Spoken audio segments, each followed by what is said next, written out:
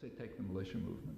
You know, so after the Oklahoma City bombing, a lot of attention to the militia movement. But why? You know, how come they don't have a militia movement in, you know, Sweden or something? Why do we have it here? Well, does it have anything to do with what's been going on here for the last 20 years? You know, I mean, what's going on is pretty striking. There's been a spectacular redistribution of wealth. There's enormous, the country's just awash in capital. Your profits are going through the roof, but it's very narrowly concentrated. Meanwhile, you take people like, say, Timothy McVeigh, who's supposed to have done the bombing. You look, I don't know anything about him, but if you look at that sector of the population that he comes from, they've taken quite a beating over the past 20 years. Not by any laws of nature, you know, it's not some laws of capitalism or anything. This is conscious social policy, directed rolling back the whole system of social support and solidarity and so on, whatever developed over the past, you know, years. And it's been a very concentrated campaign, and it's, you know, it's had a lot of effect. People of, say, Timothy McVeigh's background, like, you know, say white male high school graduates, that kind of category, have probably lost 20% of their income in the last 15 years as a result of very deliberate social policy. Those same policies that are putting plenty of money into the pockets of the super rich. Well, you know, they don't see what's going on. There's the corporate offensive, which has been incredible. The propaganda offensive is a big story in itself. I don't have time to talk about it, but the things are beginning to come out about it, even a few academic studies. It's been astonishing over the past 50 years, picking up in the past 20 years. And one of its goals is to demonize government. They want people to hate government. Now, it's not because they don't, remember, they are the tools and tyrants of government, and they intend that to continue. So they want the government to continue pouring money into their pockets. So they've got to have a big, powerful government. On the other hand, it's a very good idea to get people to hate government.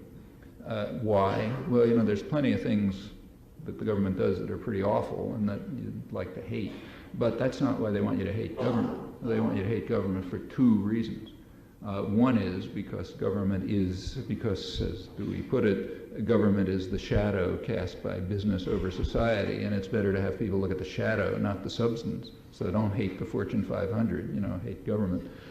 Hate the tool, not the tyrant. You know, the other reason is that government has a flaw. It's potentially democratic. You know, potentially it can be influenced by people, and we even know how to do it. And it does work. So there are ways for people to participate in some fashion in affecting and influencing governmental decisions, and that's a serious flaw. If power shifts over into the hands of private tyrannies, which are totally unaccountable and are basically totalitarian institutions, it's perfect. Then there's no way for the public to do a thing. Like we can't decide, make any decisions about GE policy, let's say. And we can't organize to do anything about it except, you know, very indirectly. Like even in a totalitarian state, you can influence policies by disruption and, you know, all sorts of things. But there's no mechanism for doing it. These are tyrannical organizations, and that's long been understood, in fact. In fact, even their roots come out of the same background as Bolshevism and fascism, if you look at it. And if power can be shifted over into their hands, we're home free. You know, then there is no threat of democracy. That's a large part, I think the main part of the purpose of getting what's called, you know, devolution, moving power from the federal government down to state governments. I mean, the federal government is basically the shadow of big business, but state governments are even the shadow of middle-sized business.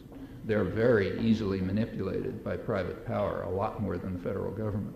So therefore, if you can get you can get block grants down to the states, you know, they're going to be so controlled by local business interests that that money is going to end up in the pockets of rich people. I mean, it more or less does anyhow, but it'll go far more in this case. So yeah, all of these are, anyhow, coming back to Timothy, the right-wing movements, yeah, they end up with a move of what's called anti-politics. Because if your life is collapsing and you don't understand what's going on and you just can't see the source of power because it's sort of, you don't read Fortune magazine, and you got drummed into your head over and over, actually for 50 years, this, you know, hate labor, hate the government, hate welfare mothers, and so on and so forth, what's called anti-politics, then you take it out on somebody. And you take it out on immigrants or, you know, black mothers or government offices. That's the only thing you see around that you can blame anything on. So what's missing in the analysis of the right-wing movements, I think, is the source of it. You know, it's not coming out of nowhere. It's not because people are crazy. You know, it's a very devastated society. It's full of cults, you know, fanaticism. People are isolated from one another. They can't figure out rational, constructive ways to respond to what's going on, and the end result can be pretty ugly.